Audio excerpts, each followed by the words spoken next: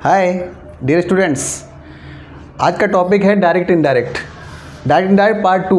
पिछले टॉपिक में हमने आपको बताया था कि अगर सिंपल सेंटेंसेस हो तो उनको कैसे हम कन्वर्ट करते हैं। इस बार हम आपको बताने जा रहे हैं कि इंट्रोगेटिव सेंटेंसेस अगर दिए हों तो कैसे हम इन्हें कन्वर्ट करेंगे। जैसे पहला हमारा रूल है, पहले रूल की तरफ जाते हैं। रूल हमारा पहला ये है कि ऐसे ये से डू या डज कुछ भी लगाओ तो हम सेकेंड फॉर्म लगाते हैं। ये सेकंड फॉर्म हो, डिड हो तो हम हैड के साथ थर्ड फॉर्म लगाते हैं। वाज वर हो, आईएनजी हो तो हैड बीन के साथ आईएनजी लगाते हैं। बाकी सब आपको पिछले वीडियो से पता ही चल रहा होगा किस तरह कन्वर्ट होता है। ठीक है, तो हम पहला एग्जांपल देते हैं। जैसे कि I said to him do you play ball. Okay, तो आप देखते हैं सबसे पहले यहाँ पे क्या है, क्वेश्चन मार्क। अगर क्वेश्चन मार्क होगा तो हमेशा क्या लगेगा, जहाँ टोल्ड लगता था वहाँ पे क्या लगेगा,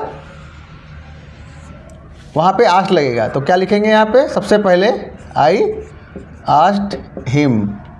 और जहाँ पे हम लोग डैट लगाते थे वहाँ क्या लगाएंगे, इफ़। यहाँ पे हम लोग इफ़ लगाएंगे।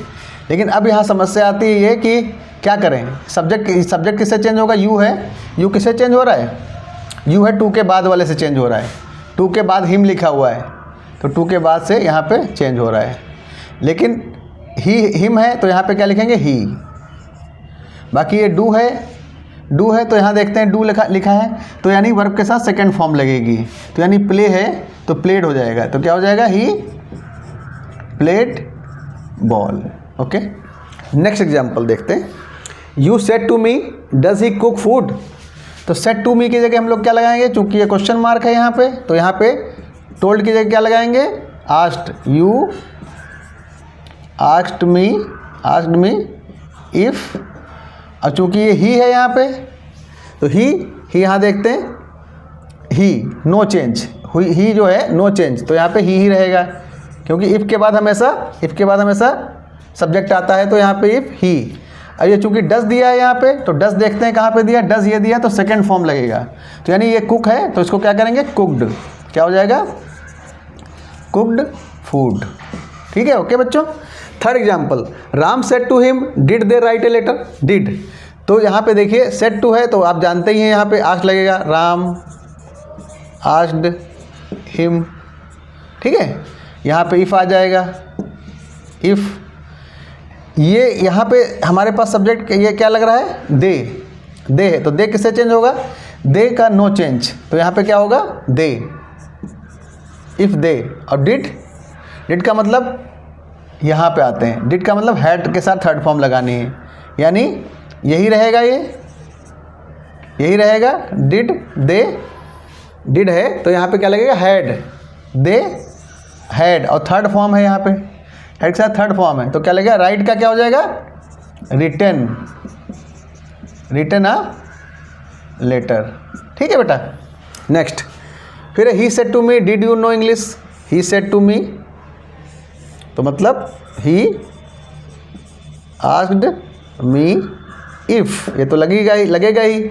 यू है यहाँ पे, यू किससे कन्वर्ट होता है, टू के बाद वाले से। टू के बाद कौन है, टू के बाद यहाँ पे क्या है, मी। तो यहाँ पे आई हो जाएगा, मी का क्या हो जाएगा, आई।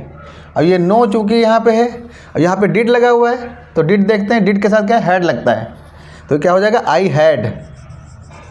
नो का क्या हो जाएगा, थर्ड फॉर्म, नोन इंग्लिश। यानी he asked me if I had known English. Next example, you said to me, आप यहाँ पे भी वैसे करेंगे। You asked me if, you किससे चेंज होगा बच्चों, यू टू के बाद वाले से चेंज होगा। टू के बाद कौन है, मी, तो यू इससे चेंज होगा। इसका मतलब इफ़ के बाद क्या आएगा, आई, मी का आई। लेकिन सेंटेंस यहाँ पे क्या है, वाज वर और ये वर और आईएनजी है।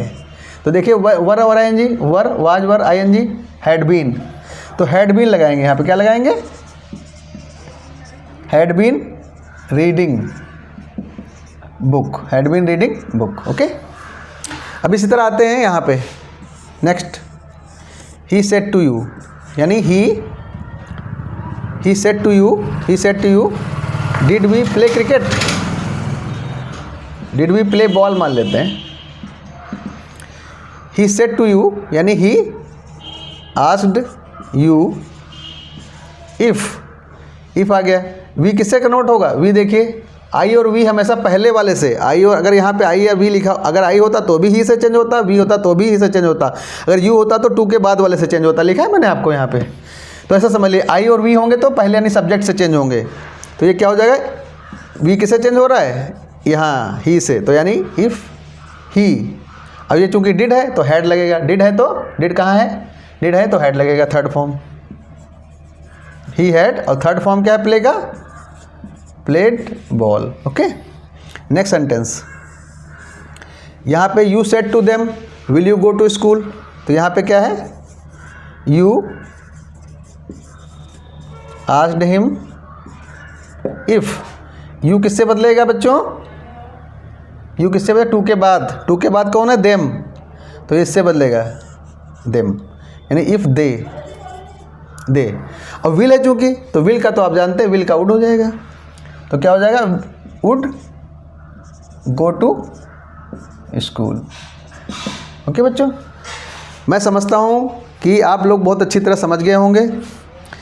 आप ध्यान रखेंगे, आज हमेशा लगेगा, इफ़ लगेगा, सब्जेक्ट लगेगा, फिर देखिए हमेशा इफ़ के बाद सब्जेक्ट आया है, इफ़ के बाद सब्जेक्ट आया है, ठीक है।